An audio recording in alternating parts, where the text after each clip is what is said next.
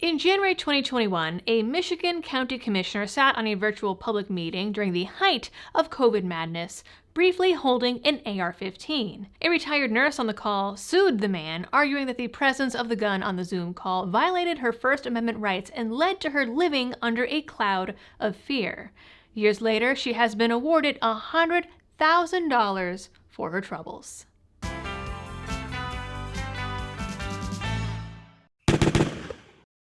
Hello everyone, and welcome back to the channel.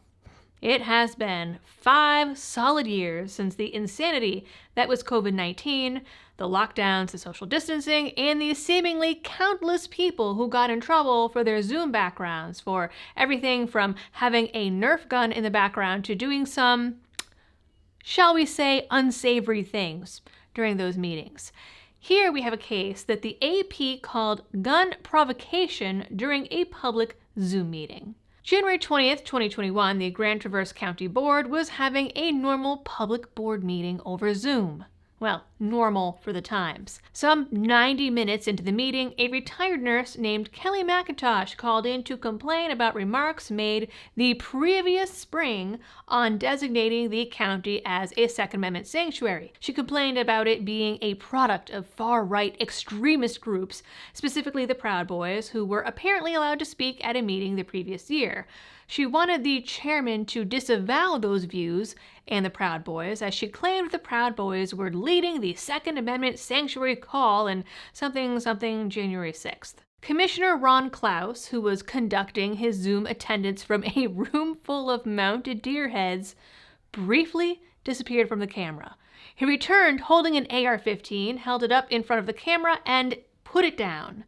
The incident, captured here, lasted a total of 7 seconds. Will you please make some sort of a public statement for the community that you do not accept the behaviors?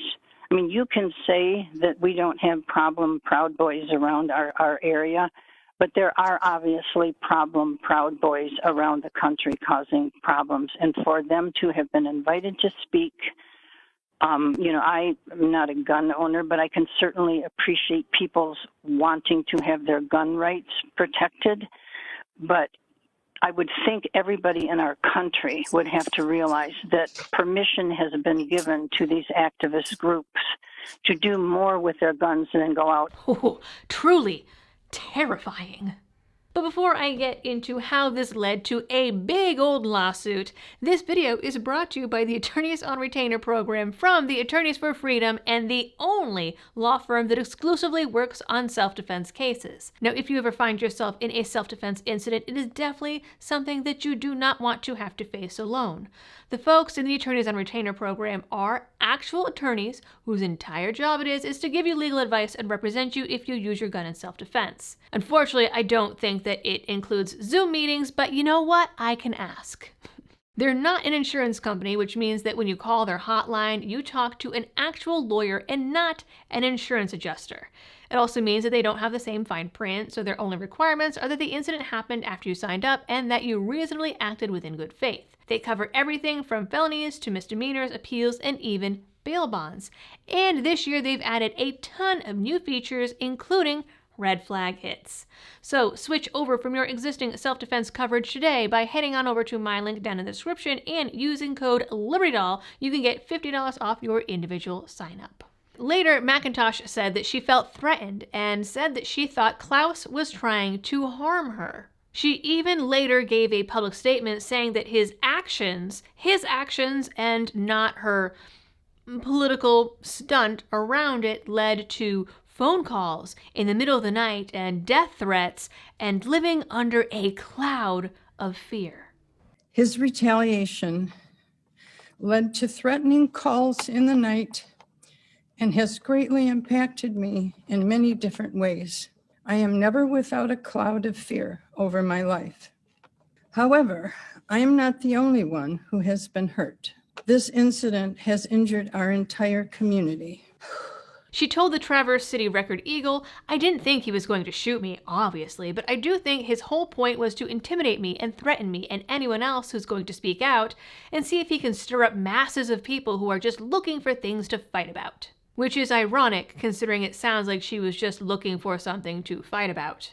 Certainly, I don't think that this was a lawsuit-worthy event. Now, Klaus told the news outlet that he got his rifle to speak on his support for the Second Amendment, but then changed his mind and put it down. Either way, the man was in his own home and didn't even point it at the camera. It was, again, 7 seconds from start to finish. It was so threatening, in fact, that Chairman Rob Hensel laughed about it.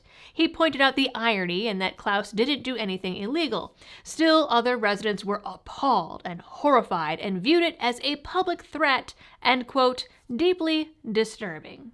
The AP painted the incident as a symbol of the secret racism and classism and ageism that lurks in the conservative tourist town.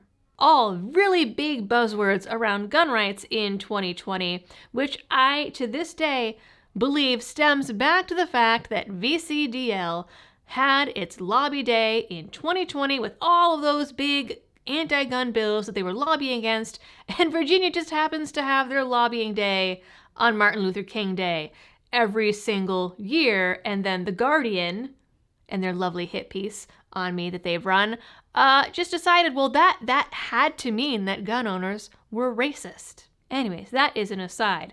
Both Klaus and Herschel faced calls for their resignation over this incident. Now, no charges were filed. They had the county attorneys look at it and they said, well, it probably wasn't the best thing to do, but he did nothing illegal. The man did nothing wrong here. Bad taste? Maybe. Know your audience, I guess, but still nothing illegal. Nonetheless, McIntosh pursued then a civil lawsuit claiming that her First Amendment rights were violated. And now, 4 years later, the lawsuit has been settled long after Klaus has left the board. The suit, which many called political theater blown way out of proportion, was settled for $100,000, an amount McIntosh says that will basically only cover the legal fees with a little bit of extra left over that she might put into a scholarship fund. So basically it was all just a big old waste of time. Now, and I know what y'all are thinking, oh, it's just taxpayer money on top of it, but that money isn't even coming from Klaus or the taxpayers. The lawsuit was settled with insurance funds. As per Commissioner Darrell Nelson, it was a nuisance lawsuit and Klaus did nothing wrong. Commission Chair Scott Seifert called it all shenanigans and said that at least now that the suit was settled, the board could get back to governing. He also added that both the First and Second Amendment are absolute. So again, big ol' waste of time. Thank you, Miss McIntosh. A waste of time and a political stunt to show that even owning a firearm, let alone being seen with one that didn't leave the home, wasn't pointed at anyone, and no one was harmed, is somehow grounds for years of litigation and media smears. For what it's worth, Klaus also released a formal letter saying, while not my intent, I understand that my actions in getting my rifle could reasonably have caused you to feel uncomfortable or intimidated, and for that, I apologize. But he did not admit any wrongdoing in that apology, and that was not enough, and thus, this lawsuit, after which McIntosh is apparently going to get pennies on the dollar. But you know what, guys?